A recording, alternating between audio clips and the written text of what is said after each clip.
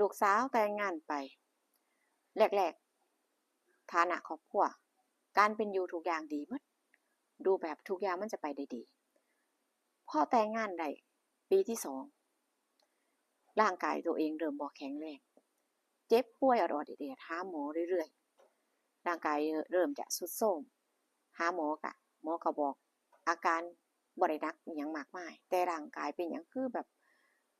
รู้สึกว่ามันแย่ลงทุกวันทุกวันพ่อแม่หูข่าวแม่ก็เลยมาอยู่ด้วยมาดูแลอีกอย่างหนึ่งแม่ก็อยู่ตัวคนเดียวตามลำพังอยู่แล้วพอหูว่าลูกบ่สบายก็ด้วยความเป็นห่วงโดยเฉพาะ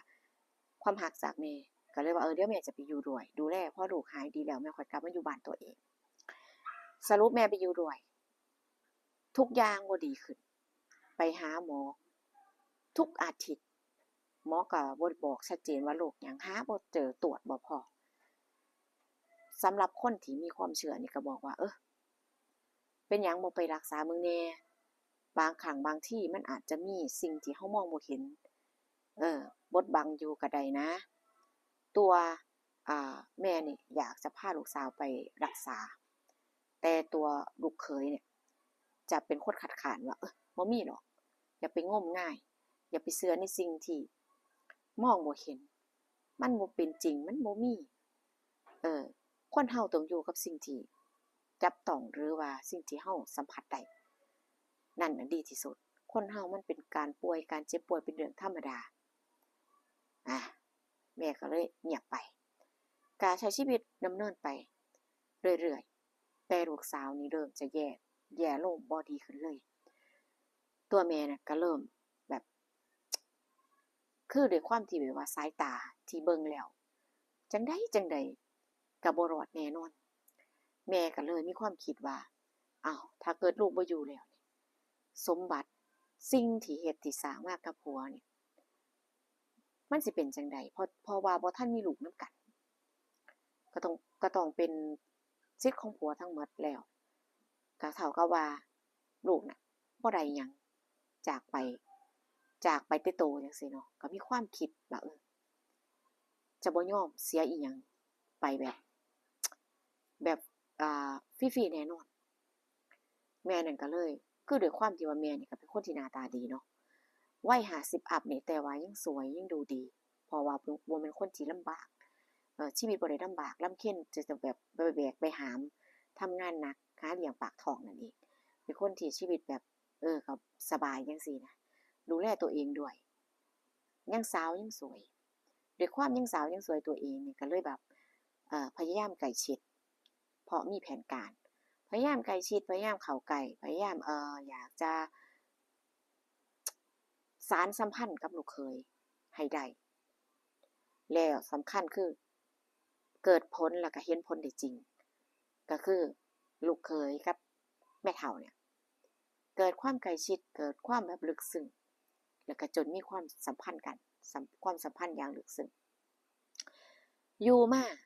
วันหนึ่งลูกสาวก็รู้ความจริงว่าแม่เจ้าของกับผัวเนี่ยพัฒนาไปถึงขั้นใดแล้วรับบ่ได้ถึงขนาดตรอมใจอย่างเช่นที่ว่าตัวเองก็ป่วยอยู่แล้วพอมาเจอเรื่องเช้าในบ้านก็ป่วยหนักเข้าไปอีกที่นี่จากเดินเหินได้ก็บ่กินบ่อยากแบบเบื่อชีวิตก็มีแต่นอนแบบแค่หายใจรวยรินเนาะด้วยความที่ว่าตรอมใจก็อยู่ได้บ่นานลูกนึงก็เลยแบบ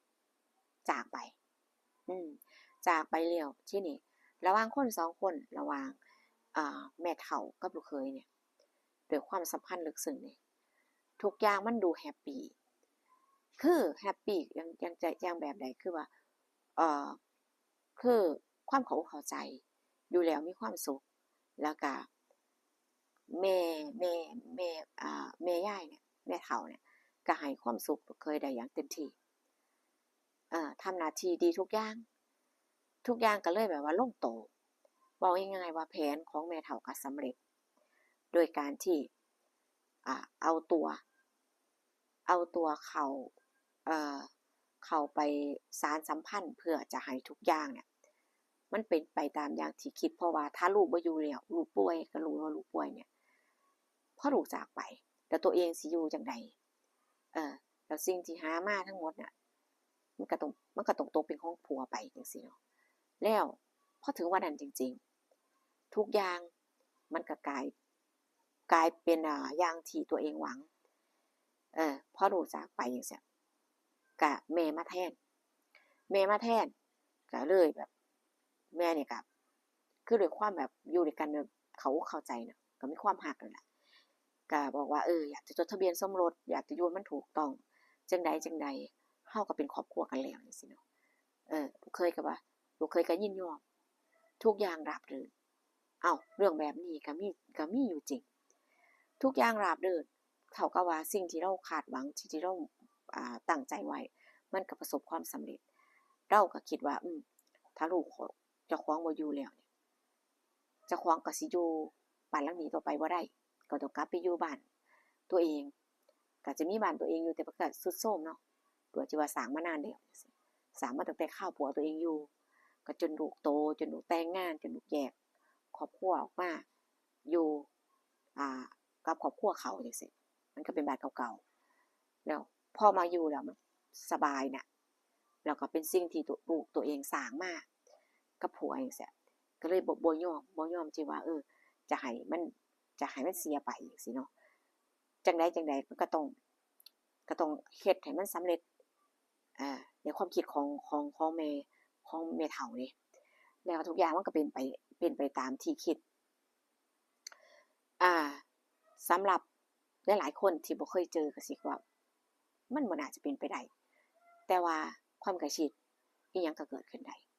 นะคะเรื่องราวนี้ผู้ก็ได้มาจาก FC เพิ่นก็มาแชร์ประสบการณ์นะคะแล้วก็อนุญาตว่าให้ผู้สามารถสร้างสรรค์เป็นคลิปขึ้นมาเราให้หลายๆคนได้ฟังได้นะคะก็สำหรับผู้เนาะผู้ก็บ่เคยเจอดอกบ่เคยเจอโดยตัวเองในเรื่องราวแบบนี้หรือว่าคนไกลตัวแต่สำหรับผู้นะผู้ก็ว่าทุกอย่างของความเป็นคนเนี่ยมันสามารถที่จะเกิดขึ้นได้มันสามารถที่จะเกิดขึ้นได้สามารถที่จะเป็นจริงได้บางครั้งบางทีเฮาบ่เคยเห็นก็จริงแต่ว่ามันก็สามารถเกิดขึ้นได้จริงนะคะ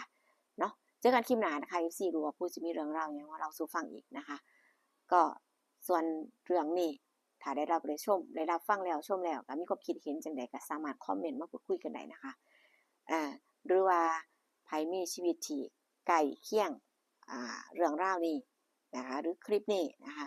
ก็เอามาแชร์ประสบการณ์กันได้นะคะเจอกันคลิปหน้าค่ะพี่น้องค่ะสวัสดีค่ะ